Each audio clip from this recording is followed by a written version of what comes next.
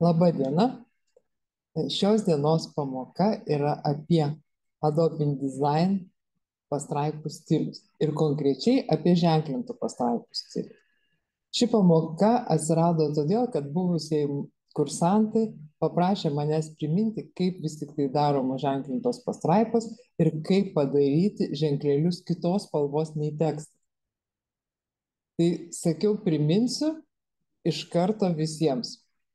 Tai savo pažadą bandau tiesėti, papasakosiu, kaip padaryti ženklintas pastraipas InDesign programoje. Ir jūs, mėly žiūrovai ir klausytojai, galite klausti, galite siūlyti naujas temas, galite prašyti, kad priminčiau vieną ar kitą komandą ar stilius ar kažkokius veiksmus Adobe InDesign programoje. Rašykite mums laiškus. O dabar dalinuosi savo ekranu, kur jau turiu atidarytą InDesign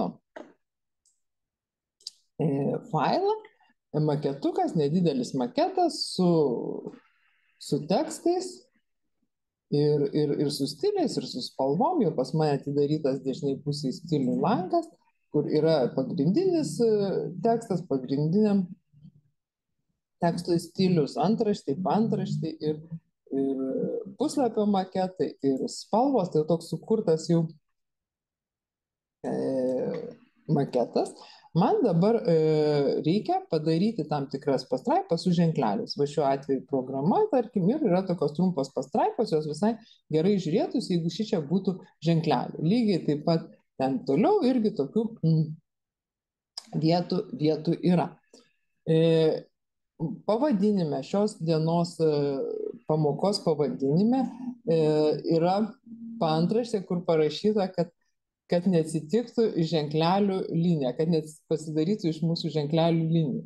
Tai kaip dažnai atsitinka, kai mes tiesiog paspaudžiam ženklinimą pastraipų ir nesutvarkom atstumėlių, nepareguliuojam, kad būtų gražiai ir aiškiai, ir tada toks jausmas, kad tie ženkleliai ne pradžia pastraipos, o tiesiog linija. Tai va parodysiu, kaip ten atsitinka. Ir ypač, aišku, Word'e tai atsitinka, nes Word'e kažkaip nestumdom niekad. InDesign rečiau. Sprakteliu ženklelius, pasižymėjau tam tikras pastraipas, sprakteliu tiesiog ženklinimą pastraipų pagal nutilėjimą. Ir dar jeigu ten, tarkim, nėra atstumėlio tarp pastraipų, nu tai va ir turim tokią va situaciją štai. Viskas. Atrodo, čia tekstas savo, ženkleliai, tai yra tiesiog linijytė, graži linijytė. Vat mūsų yra grafinis toks elementas linija per vidurį ir atstumas nuo tos linijos iki taškelių, nuo taškelių iki pastraipos yra vienodas ir atrodo, kad tie taškeliai patys savo linijytė. Labai blogai, kai šitas atsitinka ne vidury, o tarkim va čia šone. Tai iš vis tada nebeaišku, kas vyksta. Ir jeigu dar paraštė arti, tai atrodo, kad tie ženkleliai tiesiog paraštė kažkoks grafinis elementas. Ką darom, kad taip nesitiktų? Aišku, galime viską daryti rankytėje ten viršų iš meniu.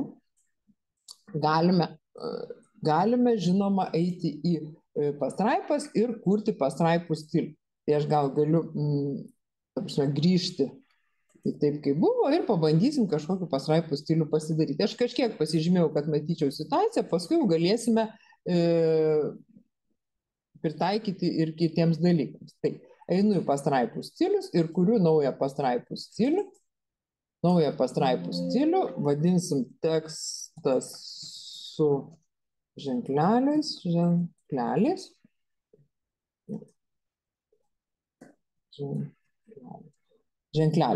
Dabar žiūrim čia, kas based on tekstas.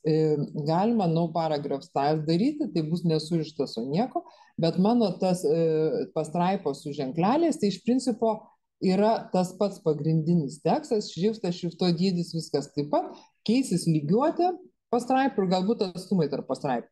Tai visai natūralu turėti surišimą su tuo pagrindiniu mūsų stiliumi. Tai aš based on tekstas.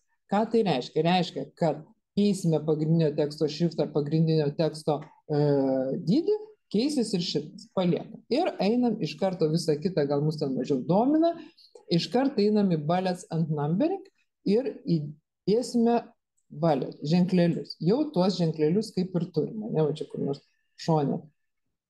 Gal aš truputį padarysiu, pastumsiu į šoną, kad galėtumėm viską matyti ir tą. Dabar kažkaip per arti pasidariau. Va, dabar matysim visą situaciją iš karto. Tekstas su ženkleliai, balance and numbering, įsidėjau. Ženkleliai. Burbuliukas tas, kur mums įprasta ir šiek tiek ženkleliai. Galim prisidėti kokius noriu. Dabar aš turiu tokį font avesom, labai tokį neblogą font avesom. Nu, ten, tarkim, Facebook'o noriu, ne, ženklelį. Ar kokį dar gražesnį, nėra gražesnių. Vindingsai, webdingsai, viskas jums čia, viskas tinka. Gal aš dar kitą fontą avesom. Avesom. Čia fontą avesom. Čia daugiau visokių gerų daiktų yra. Tai vat, tokį gal noriu, ne, burbuliuką ten. Prisirenku tokių visokių, kokių įdomesnių, ne. Ir, ir va čia tos turiu. Ir dabar renkuosi, kurioms to ženklelį reikia, kuriomis noriu, ne. Jeigu dar čia nepatinka, galime tų ženklelių dar prisidėti.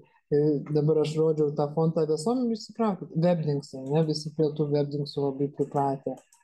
Irgi kažkokiu ten prisidėkit, kas ten norisi. Webdingsai, windingsai. Jau prisidėjau, ne? Ir, tarkim, šitas ar šitas, koks jau ten jums norėsis, rodiklytės.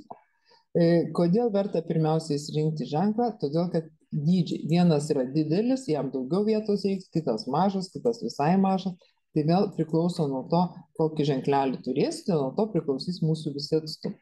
Tai dabar ženklelis įdėjom, einam susitvarkyti su atstumais. Atstumai apačioj, bullet on number position, tai va šitoje vietoje mes turime susitvarkyti su kairės šonu atitraukimų pastraipos, pirmos eilutės ir tabuliacijos pozicija.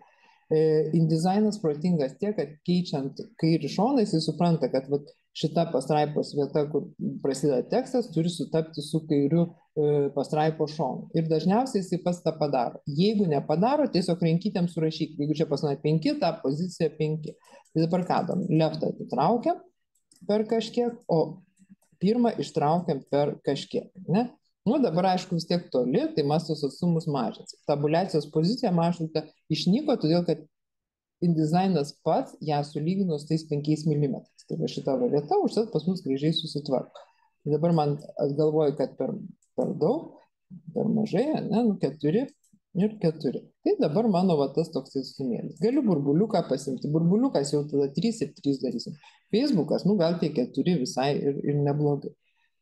Susitvarkė. Kita dalis. Imu, noriu, kad tas burbuliukas būtų kitos spalvos. Vadinasi, tam burbuliukui aš galiu padaryti dar atskirą charakter styles, tai yra simbolių stilių. Žiūrim dabar, kas čia pas mus vidury. Text after. Tai tabuliacija, reiškia, bus tabuliacija, charakter styles, va čia, new charakter styles, kuriu burbuliukam, ženkleliam. Taip, ženklelį. Naują simbolių stilių. Tai man šriftas nesvarbu, viskas nesvarbu, svarbu spalva. Tai pas mane jau čia tų spalvų buvo pagal mano dizainą, tai galiu oranžinę pasimti, galiu ten tą mėlyną, pasiemu tą oranžinę, ok.